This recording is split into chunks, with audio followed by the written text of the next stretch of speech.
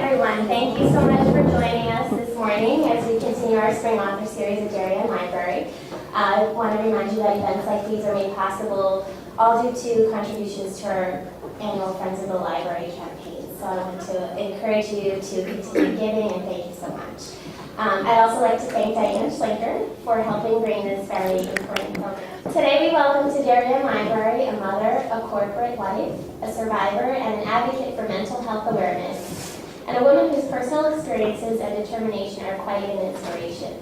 Although she seemed to have all the ingredients for a perfect life, a loving husband, healthy children, a beautiful home, a career, and financial security, she found herself struggling with very deep bouts of depression.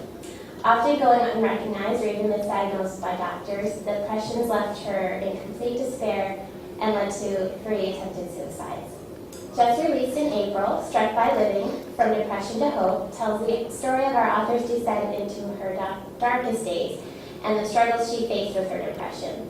She also shares with us her experiences with a controversial therapy that was able to help her recover and become healthy again, and sheds light on the importance of dispelling the stigmas our society associates with mental illness. The title of the book is so appropriate because this is truly a hopeful tale, one told with humor, humility, honesty, and overview from the start, and encourage you to view mental health awareness in an entirely new way. We feel very fortunate that she's here with us and has made the trip all the way from Texas to share her story with us. Please join me in welcoming to Darien Library, Ms. Julie Hersh. Thank you so much.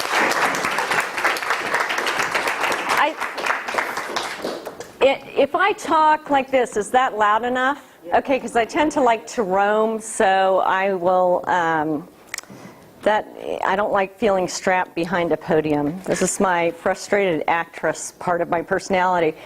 I think I'd like to start with a reading from the book, and as Erica mentioned, I did a controversial therapy called Electroconvulsive Therapy, or ECT, which if you can think of, I know for me when they first suggested it, all I could think of was cuckoo's nest and sort of horrifying things. But for me, the procedure was miraculous. I had spent about 9 months in a clinical, very deep depression, had tried all sorts of antidepressants. Nothing seemed to work.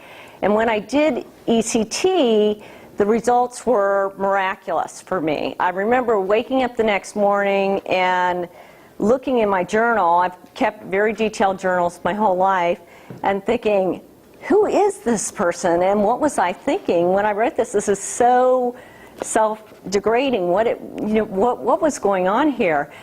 And although I felt better, one of the things that concerned me is I felt like I really need to understand how I reached that depressive state, because if I didn't understand it, it seemed like I was doomed to repeat the cycle. So the reading right now is me thinking about this issue. How did this happen? And the other tidbit of information is my brother, who I call Matt in the book, was in the Pentagon on 9/11. And so I'm comparing his experience to mine. Matt received a medal for his efforts, but he doesn't consider anything he did heroic. My brother saw bodies charred, lives slaughtered in a type of warfare that left veteran military personnel in shock. There was no honor in this, Matt said in the months later when I asked them to show the medal to my children. We were unprepared. A few days after September 11th, I checked into the psychiatric ward at Zale Lipsche. My comfortable life led me to a locked ward, while Matt's horrific experience tested him but left him intact. This seems odd. Shouldn't Matt's experience lead to insanity more than what happened to me? What did happen to me? Life, death, wealth, a loss of direction, prolonged bad weather? In instances like these, you see, you can relate to that more up here. In Dallas, people kind of look at me in a confused state. In instances like these, I have to remind myself that depression is a disease, a disorder, a disproportionate reaction to the situation at hand. Circumstances might aggravate mental illness, but not every mind reacts in the same way. From any perspective, my life situation seemed placid. Certainly nothing that might cause a person to commit suicide, but I did try to kill myself. The urge to commit suicide is not logical and can't be explained or cured by things that might seem the right ingredients for a perfect life. Depression is a matter of life, electricity, and chemistry that we have yet to understand. Luckily, I found my piece of lightning that saved my life. That blast allowed me to think differently. Ken said I called him a few hours after my initial ECT session. I don't remember the call, one of the memories lost in the weeks surrounding ECT. Ken remembers. He tells me my voice sounded like the woman he knew was me. Come pick me up, I told him. I'm cured. Okay, so that's... Anyway, I have to give this person a hug. We have this running group. I was in London last year, and so we had this running group. So 2 of my friends from London are actually here. This is so neat. So what did happen? When I look back, and the book talks about this, but I'll try to give you a little synopsis. And you know what would help me? Has anybody read the book? So there's a few, okay, but not too many. So I won't be boring you with this synopsis. Okay, if I look at the 7 years prior to 2001, I was really moving at warp speed. I had my first child, and I had been in marketing and sales and had been very successful in high tech. But when I had my first child, I just could not figure out the balance of work and having a family. And I had this beautiful child in front of me, and every time that I was at work, I wanted to be at home. And every time I was at home, I was on the phone for work because I'm sort of a type A personality. I'm sure no one in this room is like that. And I couldn't separate the two. So I decided to stay at home because my husband's career was taking off. And I thought to myself, well, I don't have the cure for, I'm not creating the cure for cancer or anything. I'm just in marketing and sales. I really don't need to work. So I stopped working and had a second child within less than 2 years. And at the same time, I was taking care of my husband's aging grandparents, who were wonderful, but it was, 2 children under 3 years old and 2 people over, in their actually late 80s is kind of a handful. And the other thing that happened is because Ken did very well, we suddenly had some more money, and we bought a very big house, which was never really a dream of mine, but Ken wanted the big house, and so we did that, and suddenly I had to figure out how to furnish it and decorate it, which I did. But when it reached 2001, that warp speed hit a wall. Both my kids started school full-time. The grandparents had both passed away, and the house was done and decorated. And so really, for the first time in my life, I had about 6 hours a day where I really didn't have to do anything. And what was worse is nobody seemed to really care if I did anything, as long as I picked up the kids from school and there was some food in the refrigerator. No one really cared what I did. So these 2 things combined in my head and created a strange refrain. Nobody cares. You don't need to do anything. Nobody cares if you do anything. You are not worth anything. And that refrain repeated, you are not worth anything, until it got to the second verse, which was, you don't deserve to live. So the first time I tried to take my life, I wrote a suicide note, because that's what I thought everybody does. And I went in the backyard, and I had a knife, and my husband found me. He then took me to Zale Lipsche, which is a hospital in Dallas that has a psychiatric ward. So I was in a locked psychiatric ward, which really scared me because I didn't want to end up. I won't ask for a show of hands who anybody's been in a psychiatric ward, but it is a very strange place. So what I saw scared me enough that within 48 hours I said, I'm cured. I know tried to commit suicide, but I'm better. You know, you had that "we are healed" stuff in Dallas, so you can, you can get. So I said, I'm fine, and I was let out. And luckily, my husband is smart enough and stubborn enough that he didn't believe that I was fine. And what he did, which I think is very different than a lot of people do in this situation, is he called out to people for help. And we have this group of friends that we call our Shabbat group that gets together once a month. And it started out with a couple of couples that drank wine together, and now it's 12 families and, you know, I don't know, had 35 kids or something, just a really big group. And he reached out to them and said, I can't handle this on my own. I need help. So these friends came over and basically babysat me and made sure I was never alone so that I didn't try to commit suicide again. I then went to a place called Sierra Tucson, which is probably more broadly known as a rehabilitation center for alcoholics and drug addicts. And I can tell you from experience, the drug addicts and the alcoholics had a much better time than the depressed people. We were a very morose crew.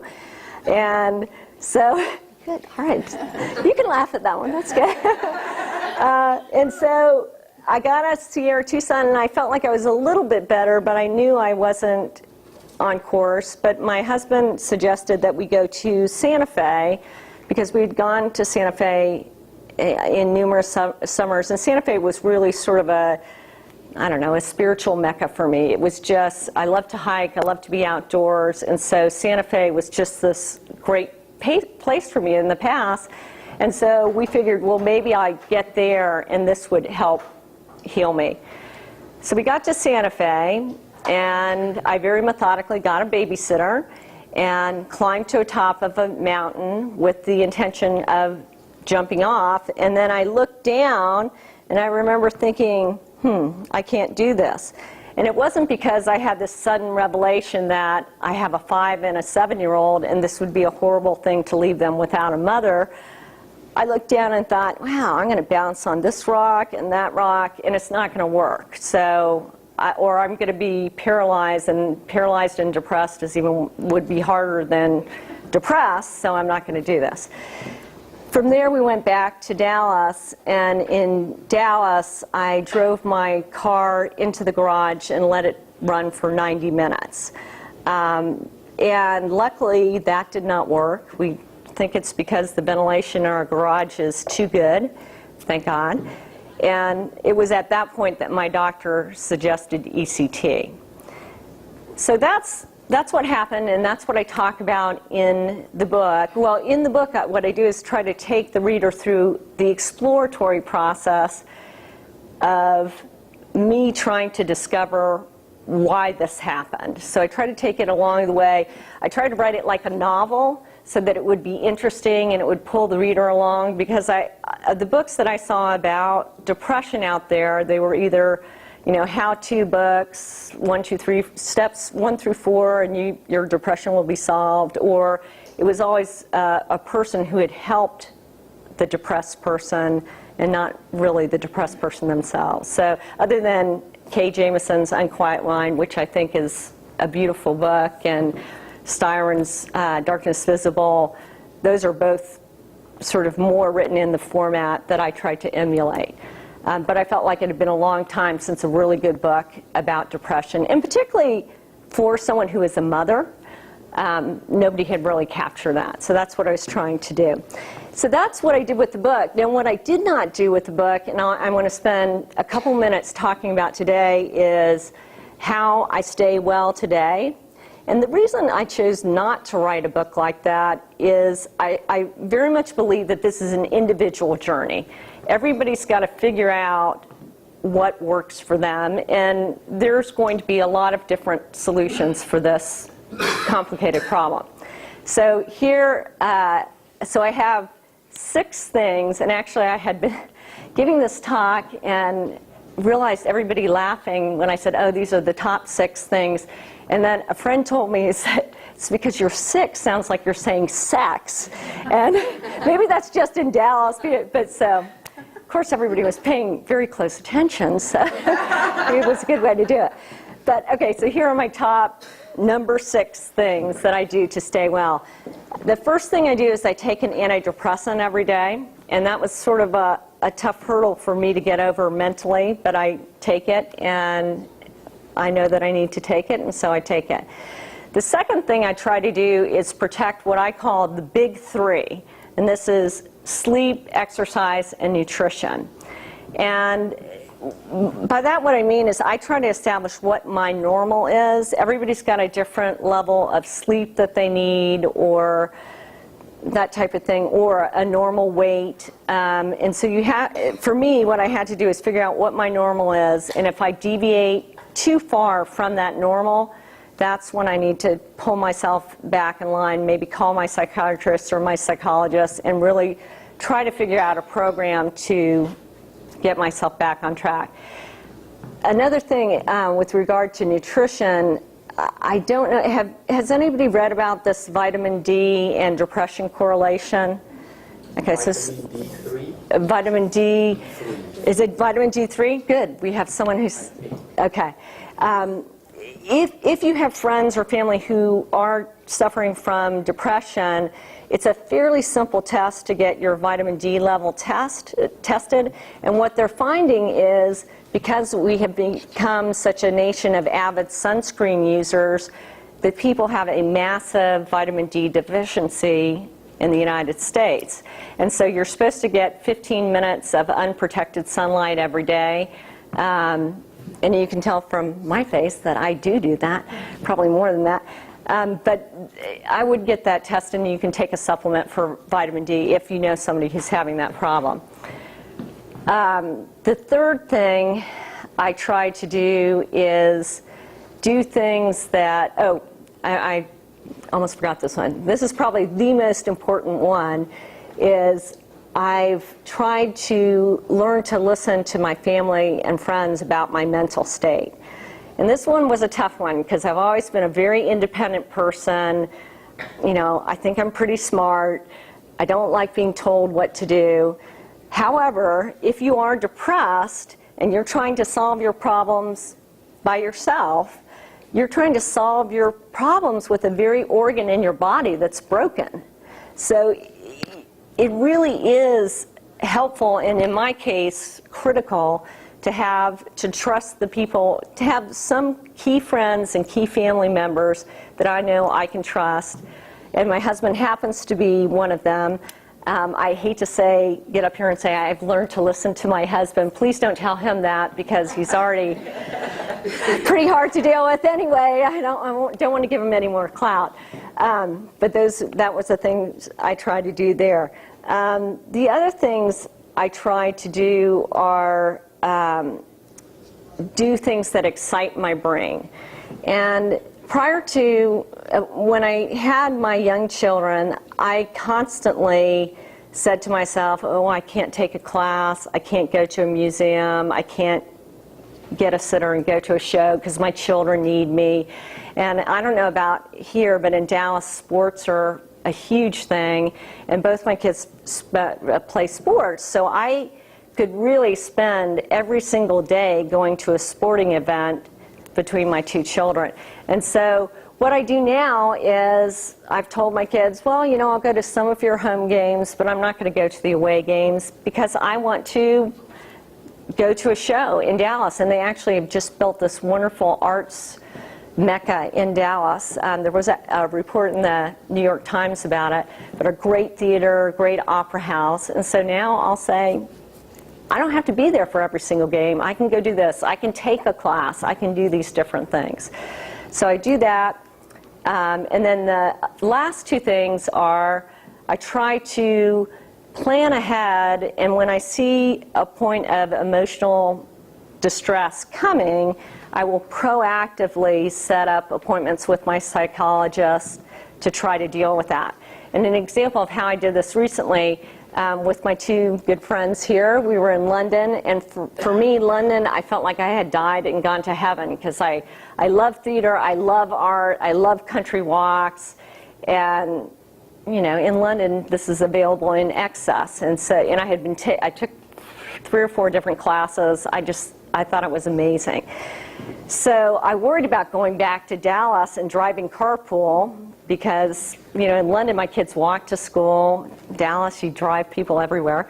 And so I set up appointments with my psychologist, and I think for me it was tremendously helpful. So we got through about a 2-month period, and I said, do you think I'm done? And she said, yeah, get out of here. You're graduated, go on, call me if you need help again.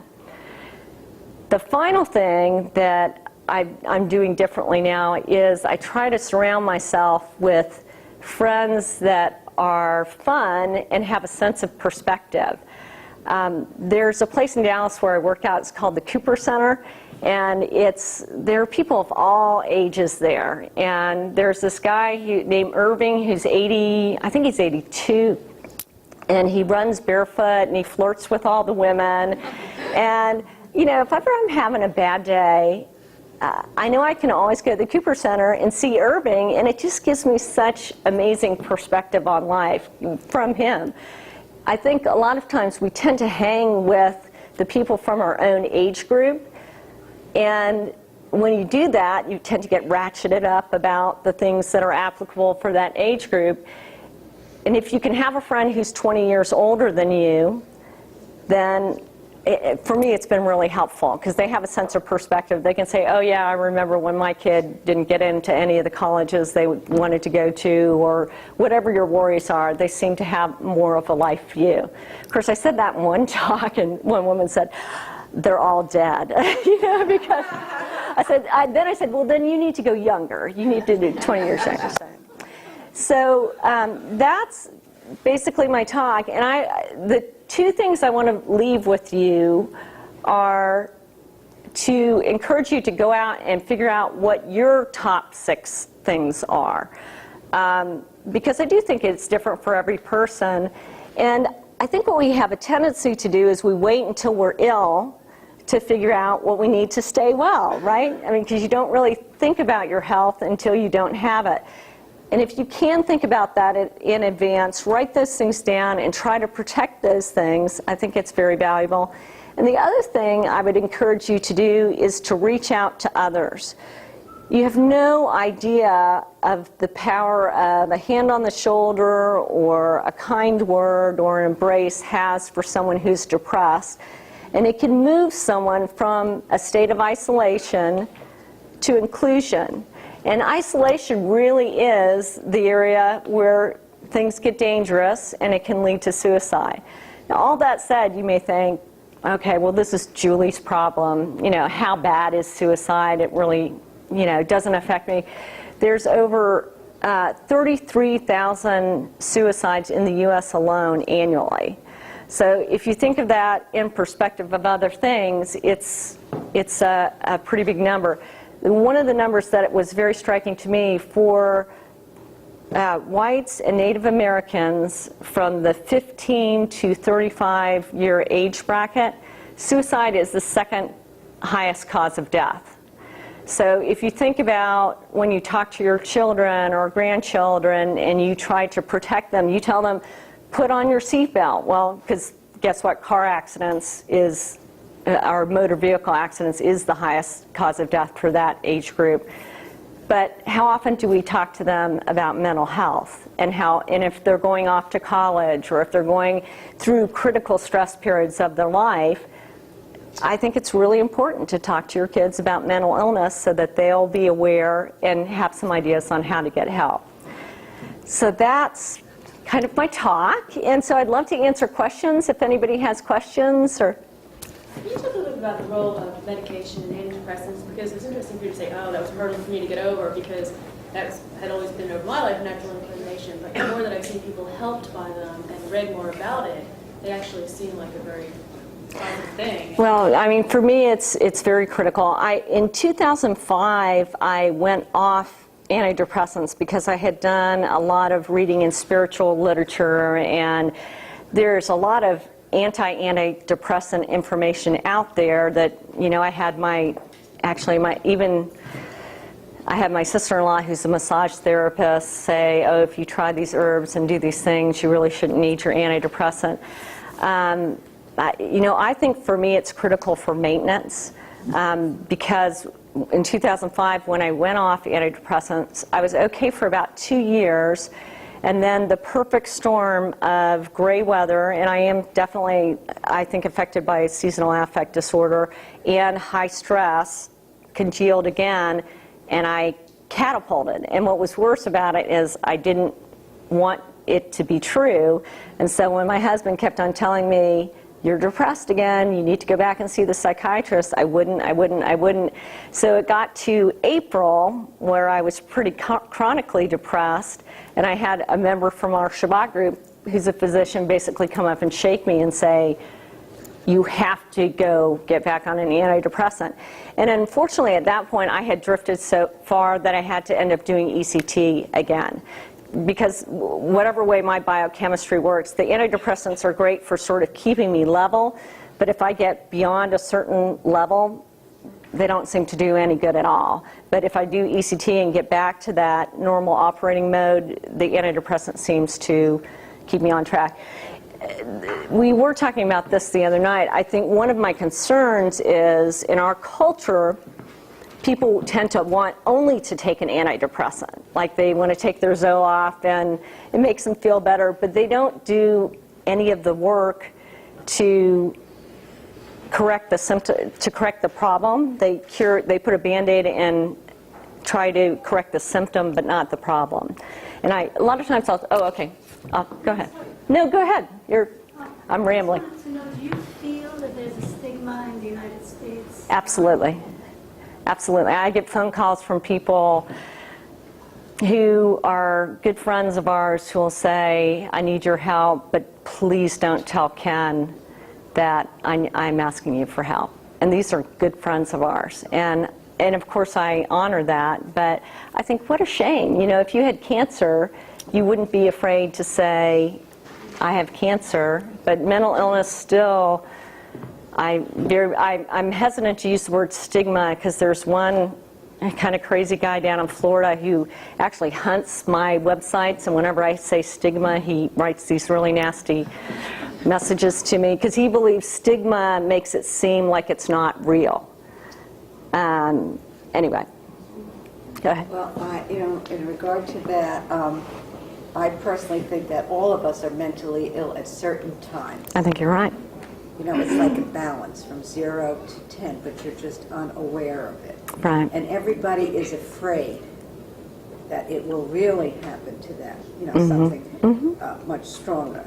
And they're scared, and that's why, if you have a child or somebody, and if you tell them, you say he's mentally ill or she's mentally ill, in their mind that's it, that's the end of you. They want nothing. They don't say this, but this is. I think there are a percentage of people who do that. My experience has actually been really positive, though. I mean, I have had one negative out of I think I've given 20 talks in the last 6 weeks. I've had one person who negatively really, this really isn't a disease. It's only for celebrities and rich people, or some of our other comments. Because I was talking about being proactive and getting help, and she said, "Well, that's easy for you to say because you have money, and not all of us can throw thousands of dollars away on psychiatrists and psychologists." And I was like, "Whoa, okay." Which is, any kind of illness, right? People who have more money are going to be able to get care more easily than people who don't. So mental illness is no different, unfortunately. So. Could you repeat the questions? Oh, I'm sorry. Okay, I will. Okay. In the back. I was just going to say it's critical to define, a clinical depression versus because I think it's good, and depression does give you perspective on life, so it's important to, so I do think our culture over-medicates, but when it is a clinical depression and other modes have been tried, Yes. but that's kind of, it's important to get those ups and downs in life. Yes. Then going to that extreme point of I think that's good. I think that was more of a commentary than a question, and the commentary was that we do seem to have a culture that over-medicates, and actually some depression isn't such a bad thing. It causes you to reflect and pause. But to me, there's a huge difference between depression and wandering around wanting to kill yourself 24 hours a day. And to me, that I don't think it's healthy for anybody to wander around thinking they want to kill themselves. I think it's not productive. First of all, I want to tell you, I think you're very courageous to write a book Thank like you. this and to be out there and, sharing such personal information. I think it's really brave, and I'm very proud of you. Thank and you. I wanted to tell you that. I had a few comments. First of all, I don't know if you know about NAMI, the National Line Yes. on Mental Illness. Anyone in this room, if they don't know about NAMI, it's a wonderful resource. They have fabulous support groups and educational classes that are all free. The number 3 cause of death for children under 10 is suicide in this Wow. state. Okay, in this state. In this state, Okay. last year, that was the 3rd leading cause of death. So it's not just with adults. Children get depressed. And the person you talked about that didn't have any money, one of the reasons why mental health is such a hard illness to have is that when you don't have money, you don't have a lot of access. Right, I think that's true. There's not, even though now there's supposed to be mental health parity with insurance, it is not in effect yet.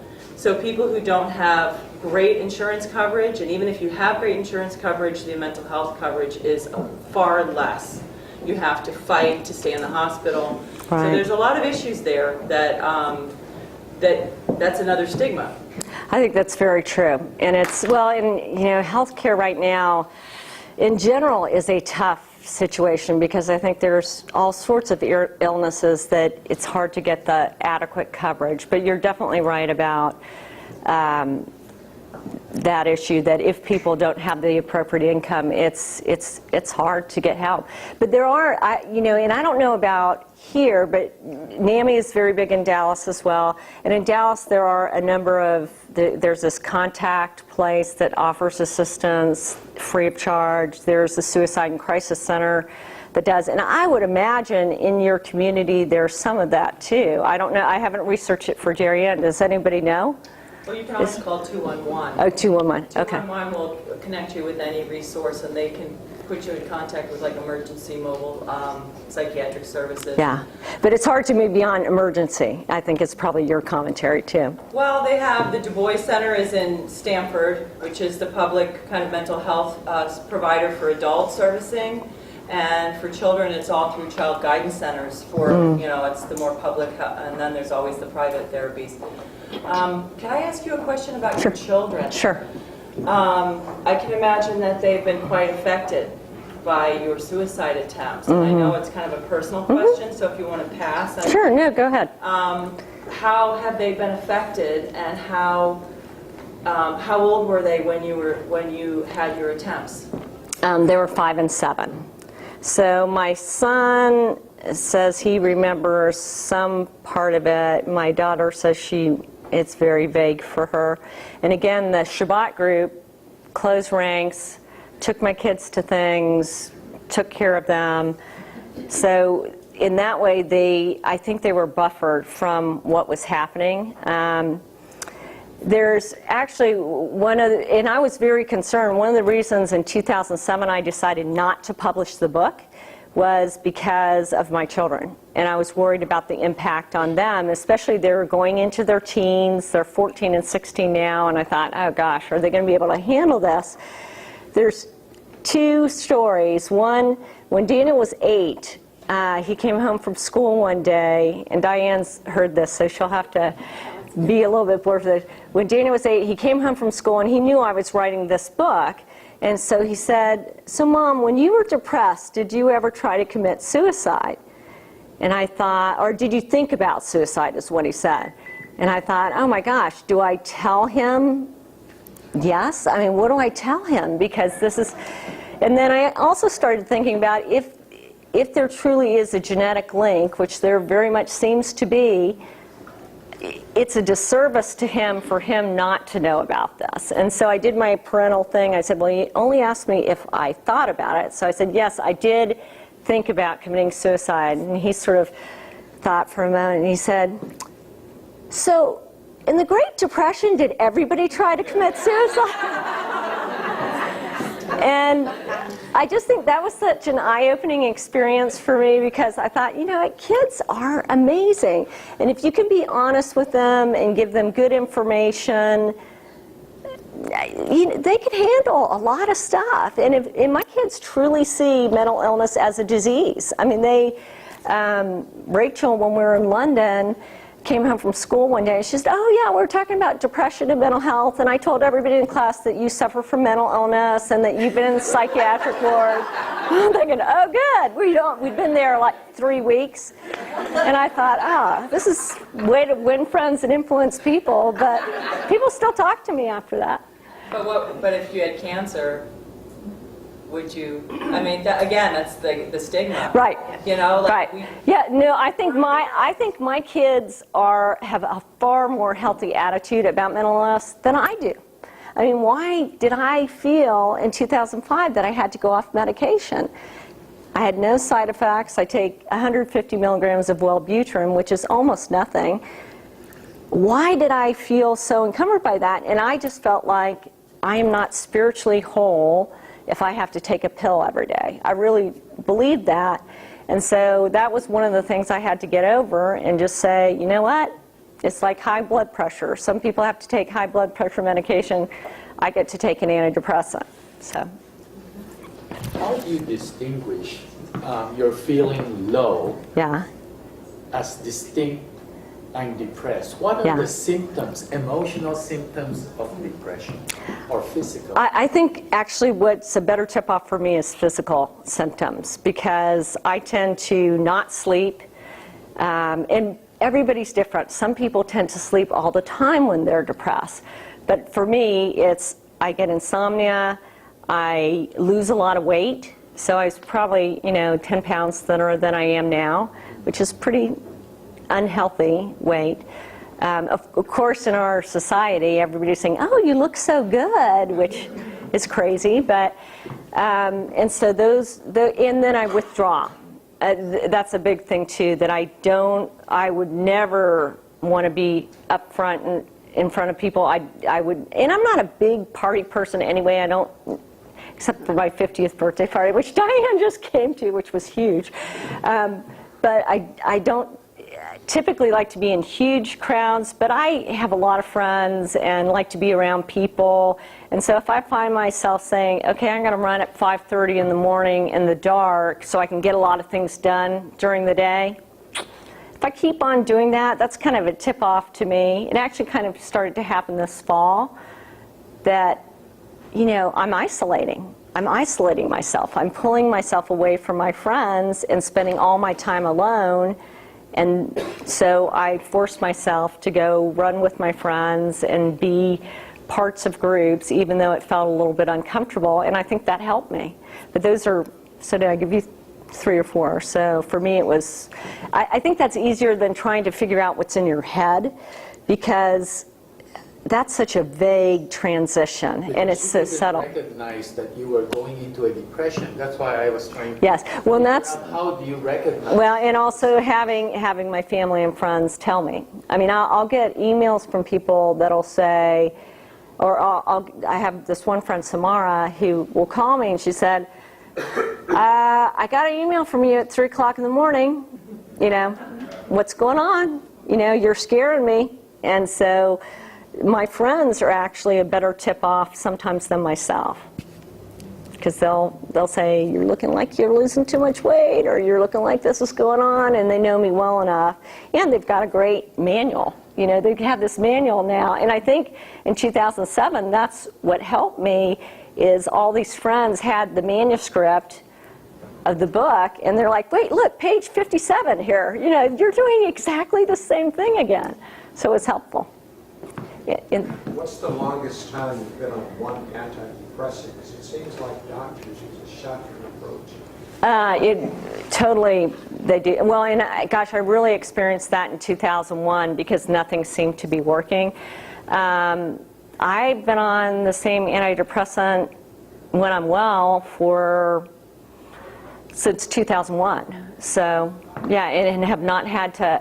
Now, I did add a little bit of Lamictal because I was having trouble sleeping at periods, and then so I'll sometimes take a little bit of Lamictal, and that's a typically a bipolar drug. And my psychiatrist and I always argue about whether I'm unipolar or bipolar, because I think I'm probably bipolar 2 because I have these frenzies of activity, and he's like, yeah, I'm not totally bought into that. And I go, oh, good, then I won't take any Lamictal. And he goes, no, let's take the Lamictal. So anyway.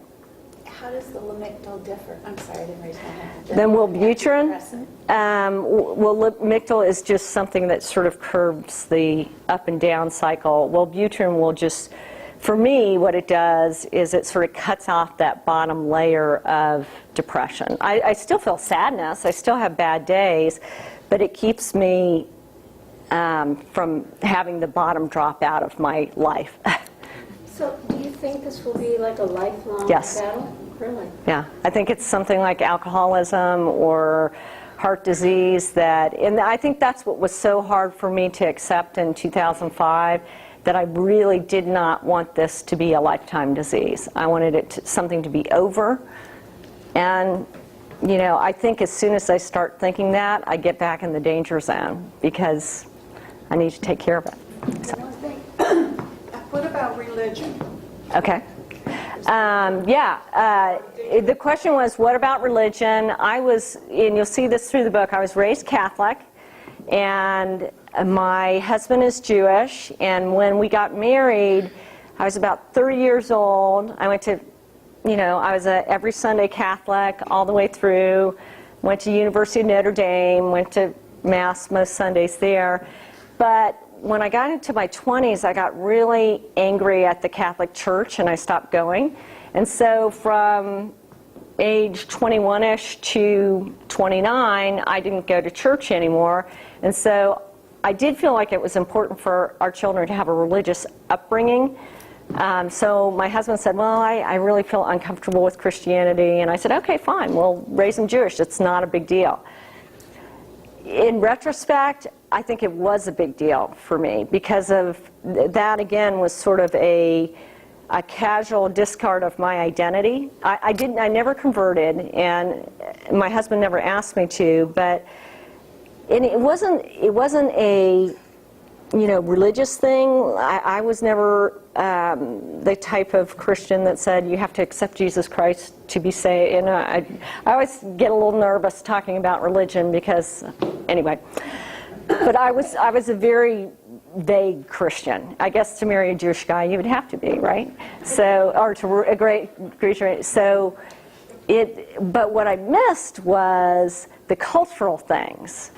The going to Mass, the whole, not theater, but yeah, the beauty of the Mass, those things were ingrained in my psyche, and I just dropped them out. So after 2001, I actually started going to an Episcopal church, which I seemed to be able to sit through without getting so angry, and it felt Catholic to me, so I kind of was able to maneuver that.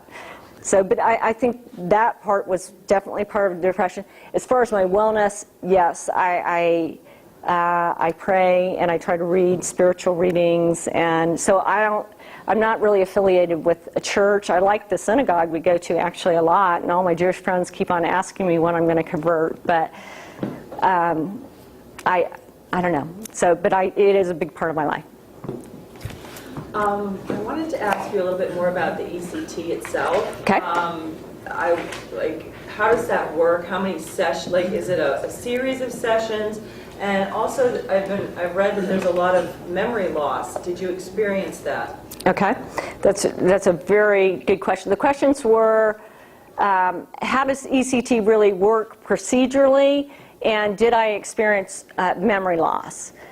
See, and I remembered that question, so I'm doing okay.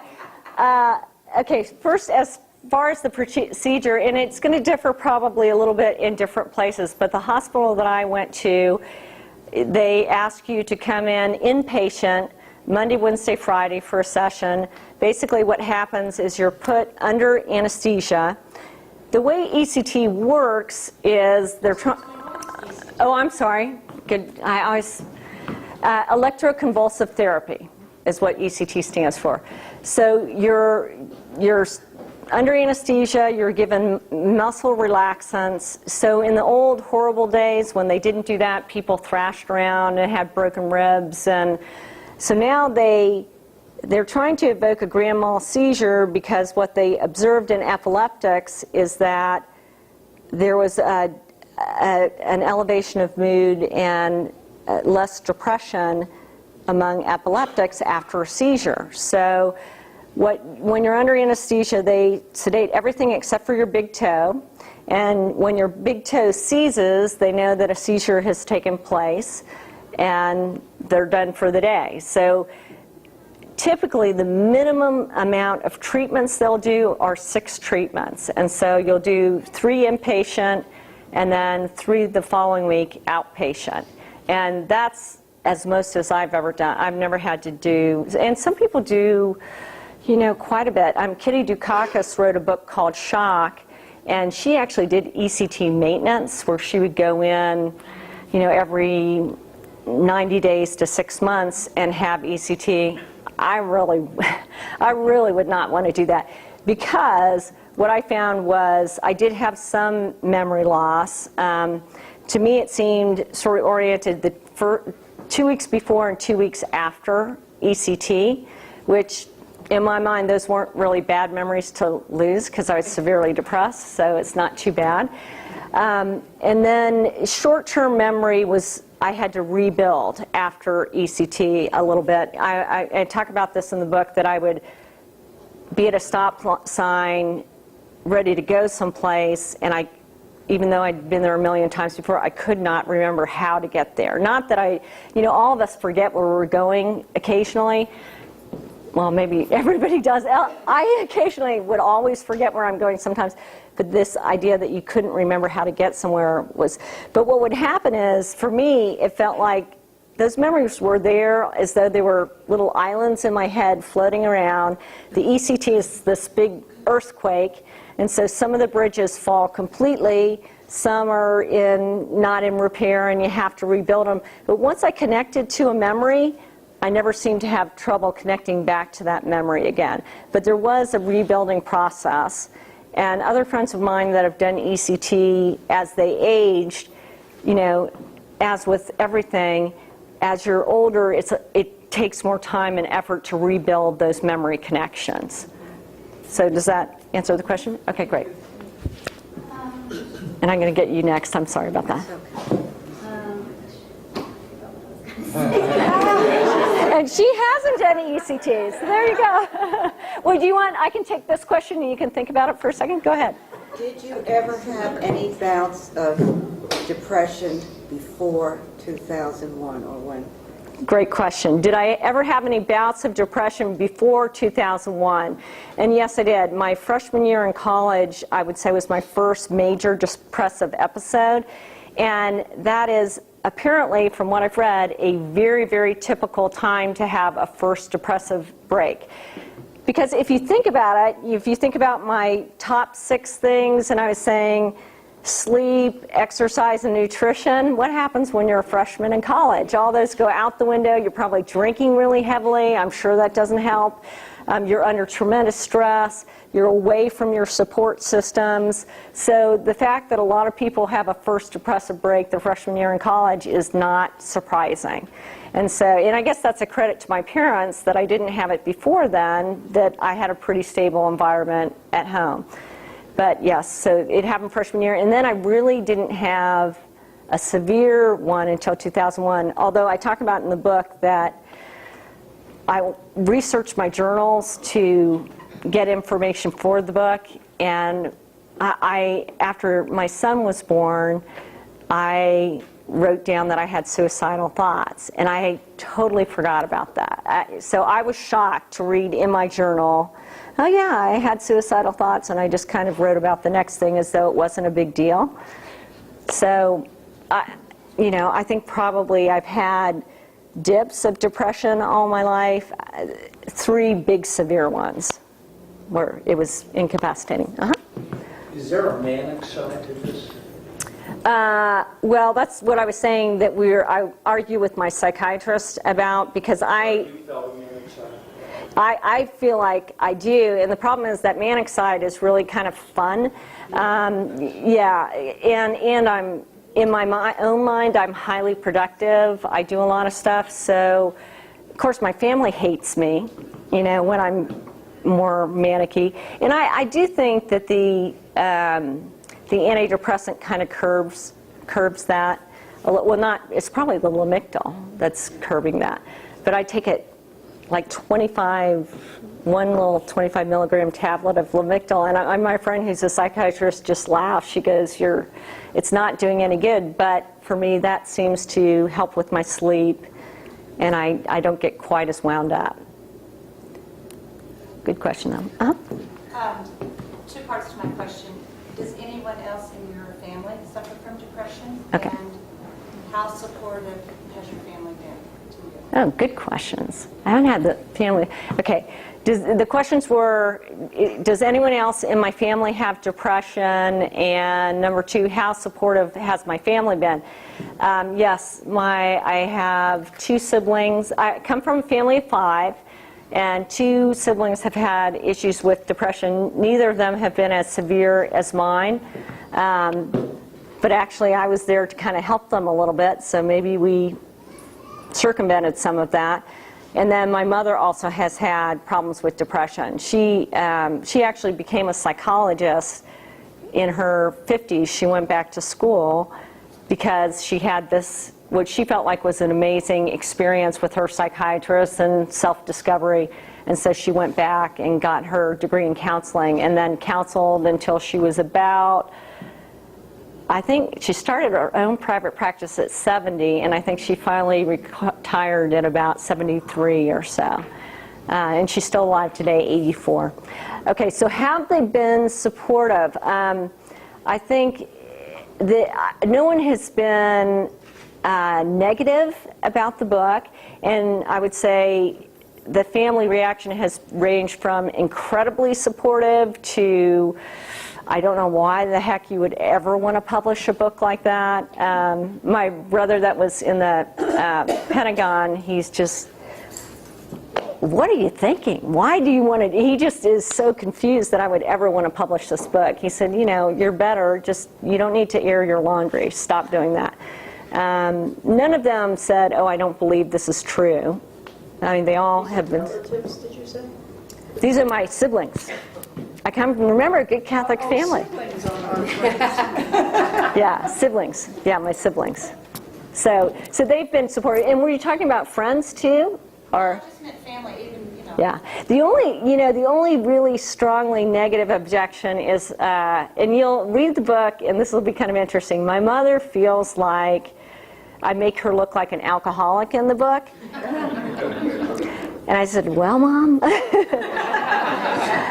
So, and what's interesting is she was a counselor for addictions and alcohol, you know. I hate to tell you that is not uncommon, that the psychologists are often the people that have a bit of a problem themselves. You know, but I actually think I portray her pretty fairly. She's a real tough, you know, Irish Catholic. She's born in New York. You know, she's a tough cookie, and so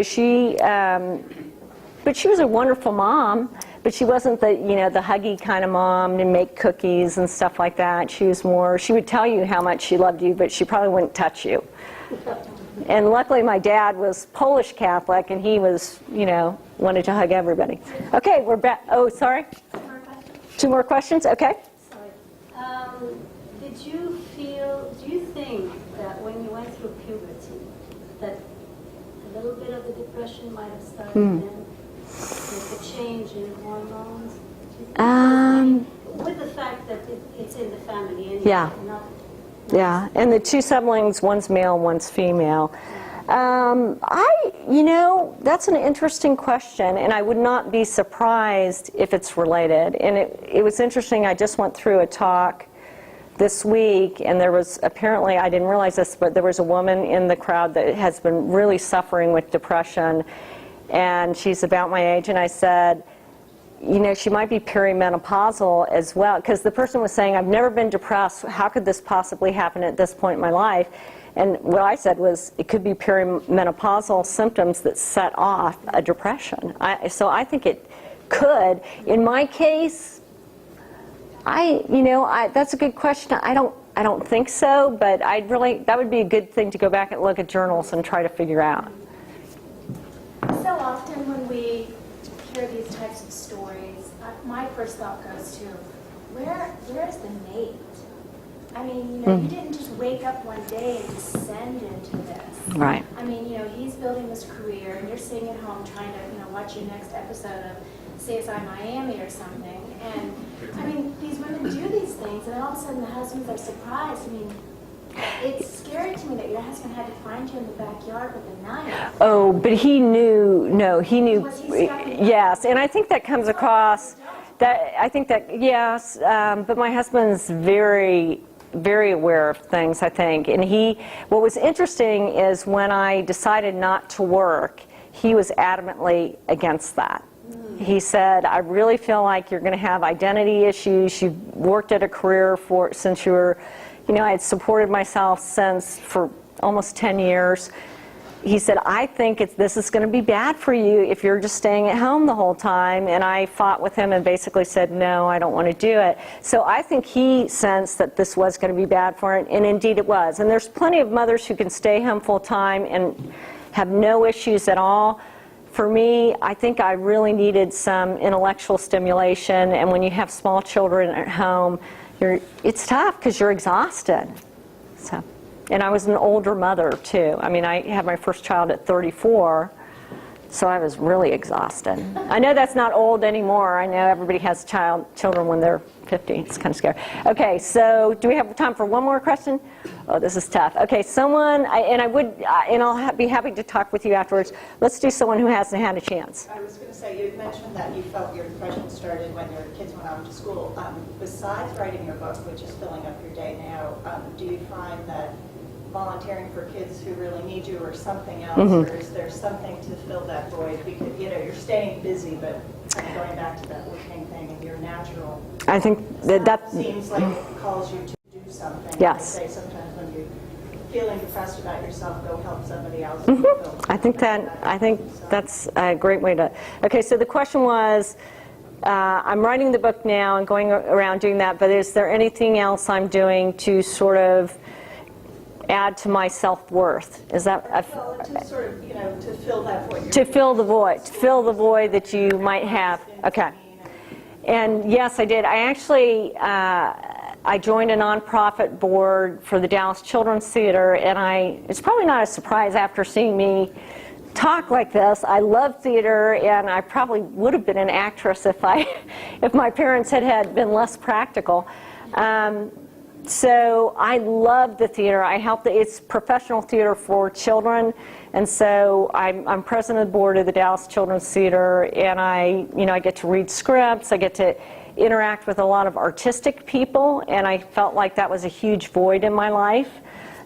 So I think it's important for me to be around people who are creative and who feed my ideas. I'm a big idea person, but if you're constantly the only person who's coming up with ideas, it's pretty draining, and I think that's kind of the situation I was in prior to 2001. And so now I've sought out other people who can feed me as well. So I think, why don't we end on that note? Thank you so much. I really appreciate it.